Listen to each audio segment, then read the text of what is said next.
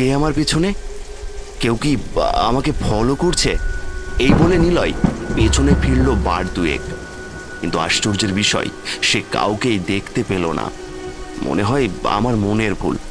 আবারও সে পথ চলতে শুরু করলো। এবার তার মনে হলো কেউ যেন তার জিন্সের পুরো প্যান্টটা খামচে ধরল। কি হলো? কে?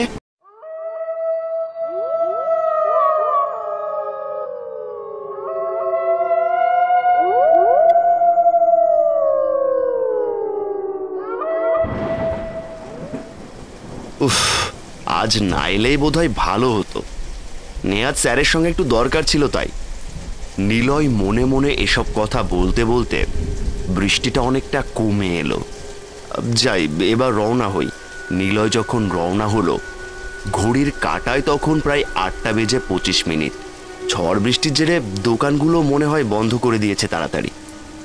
যাই, বাড়িতে বাবা একা রয়েছে, ফিরতে হবে আমাকে। হয়তো চিন্তা করছে আমার জন্য, ফোনটাও যে ফেলে এসেছি। এই বলে নিলয় একটু জোরে জোরেই হাঁটতে লাগলো। কিছু দূর এগোতেই একটা শিমুলতলার মোড় পড়ে। সেই মোড় পার হতেই নিলয়ের মনে হতে লাগলো কেউ যেন তার পিছু নিয়েছে। কে আমার পিছনে? কেউ কি আমাকে ফলো করছে? এই বলে নিলয় পেছনে ফিরল বার দুয়েক, কিন্তু আশ্চর্যের বিষয় সে কাউকেই দেখতে পেল না। মনে হয় আমার মনের ভুল। আবারও সে পথ চলতে শুরু করলো। এবার তার মনে হলো কেউ যেন তার জিন্সের পুরো প্যান্টটা খামচে ধরল। কি হলো? কে?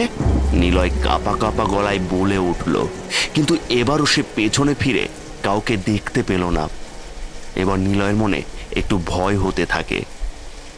এ কি? কে আমার পিছনে আমার সমগতিতে ধেয়ে আসছে? নিলয় আর পেছন না ফিরে এগিয়ে যেতে থাকে। সে বাড়ি পৌঁছে গেল দ্রুত বেগে। ঘরের দরজা বন্ধ করেই নিজের ঘরে চলে গেল। বাবাকে কিছু বুঝতে দেওয়া যাবে না, আগে আমার ঘরের দরজা বন্ধ করে আসি। কি রে বাবু, তুই চলে এসেছিস? দরজা কেন বন্ধ করলি? বাবা, আমি একটু ক্লান্ত, বিশ্রাম নিয়ে তোমার সঙ্গে পরে কথা বলছি। তারপর নিলয়ের মনে হলো তার পায়ের গোড়ালির জায়গাটা কেমন জ্বালা করছে। কি হলো হঠাৎ করে? নিলয় এবার ধীরে ধীরে তার প্যান্টটা একটু তুলল। এ কি? আমার পায়ে এমন নখের আঁচড় কে দিল? নিলয় বার কয়েক ঢোক গিলে দরজা খুলে ডেটল এনে সেই কাটা জায়গাটাতে দিতে যাবে, এমন সময় কিছুই যে নেই। একটু আগে তো দেখলাম, তবে আমি কিছুই বুঝতে পারছি না কি হচ্ছে আমার সাথে।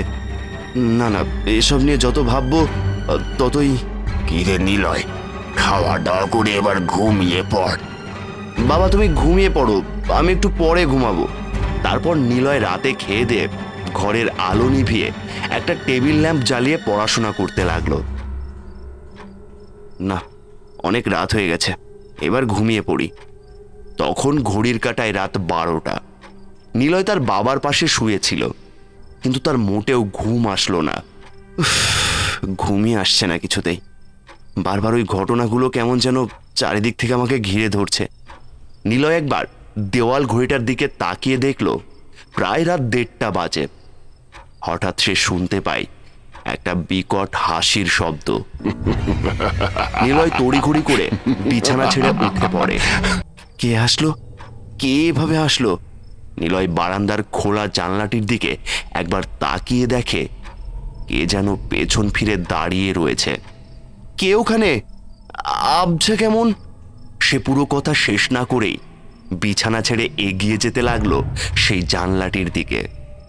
সে জানলার কাছে গিয়ে দেখল তার থেকে 10-12 হাত দূরে একটা পুরুষ পৈশাচিক মূর্তি দাঁড়িয়ে রয়েছে।